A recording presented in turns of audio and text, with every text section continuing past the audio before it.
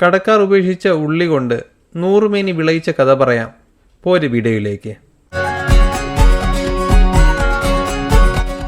Wholesale മാർക്കറ്റിൽ പച്ചക്കറി വാങ്ങിക്കാനായി ചെന്നപ്പോൾ അവിടെ കൂട്ടിയിട്ടിരിക്കുന്ന ഉള്ളി കണ്ട് ചോദിച്ചു പോയതാ. ഏകദേശം 5 കിലോ ഉള്ളി വാരി തന്നു.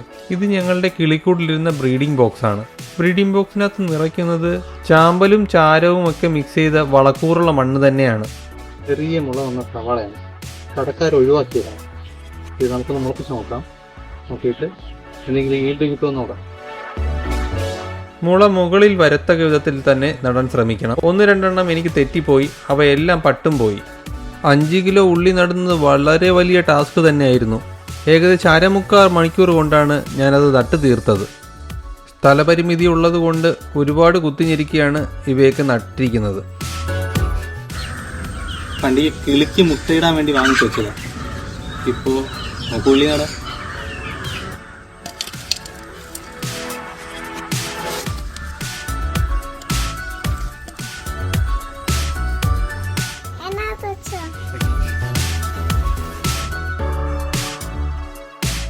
ചട്ടിയിലെ ഉള്ളി കൃഷി ഒരു പരീക്ഷണമായിരുന്നു.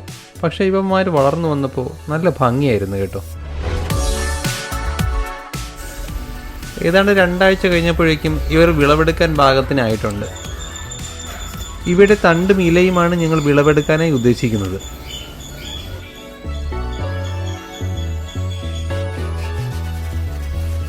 ആഹാ, ബ്യൂട്ടിഫുൾ അല്ലേ? എന്താ ഭംഗി! ഇടതൂർന്ന് വളർന്നപ്പോൾ നല്ല ഭംഗിയാണ് ഇവരെ കാണാനായിട്ട്. ലേശം കൗതുകം കൂടെ ഉണ്ടാക്കാനായിട്ട് ഞാനൊന്ന് ഉറിയിൽ കയറ്റി നോക്കിയതാ.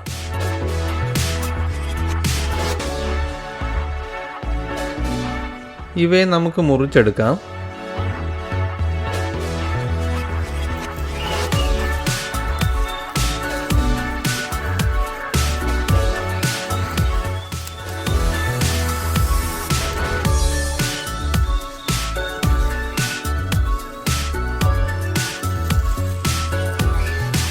ഞങ്ങൾക്ക് ആവശ്യമായ ഉള്ളി മാത്രമേ ഞാനിവിടെ ഇന്ന് മുറിച്ചെടുത്തിട്ടുള്ളൂ.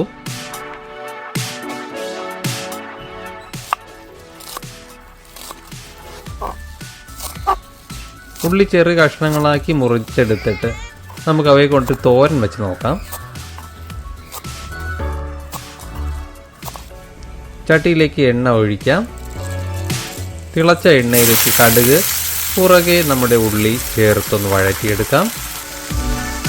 ഇവ ഒന്ന് വാടി വരുന്ന സമയത്ത് നമുക്ക് ഇതിലേക്ക് ചേർക്കാനുള്ള അരപ്പ് തയ്യാറാക്കാം.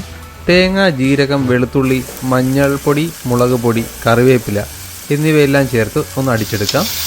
വെന്ത് വന്ന ഉള്ളിയിലേക്ക് ഈ അരപ്പിനെ ചേർത്ത് ഇളക്കിയാൽ നമ്മുടെ തോരൻ റെഡി. അപ്പോൾ വീഡിയോ ഇഷ്ടപ്പെട്ടിട്ടുണ്ടെങ്കിൽ ചാനൽ സബ്സ്ക്രൈബ് ചെയ്യുന്ന കാര്യം ഒന്ന് പരിഗണിച്ചേക്കണേ.